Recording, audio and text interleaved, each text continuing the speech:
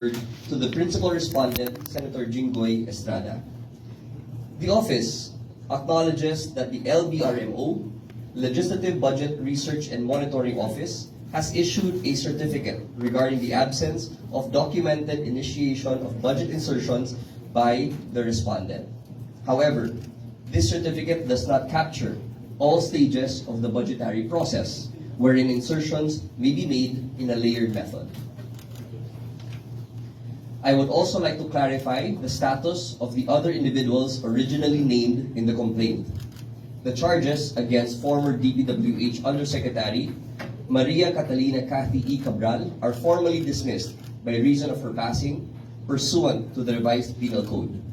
Meanwhile, former DPWH Undersecretary Roberto R. Bernardo, former NCR Regional Director Gerard P. Opulencia, and former Bulacan 1st District Engineer Henry C. Alcantara have been formally excluded from the criminal sets of information filed. This is in view of their official admission into the Department of Justice's Witness Protection Program under Republic Act 6981. I want to emphasize that this is very clear. Our case is built on solid, immovable evidence. These state witnesses have provided comprehensive, cross-corroborated sworn statements that map out the execution of this scheme from its inception down to the logistics of the illicit payouts. As for our next steps, the criminal sets of information are now being formally docketed before the Sandigan Bayan.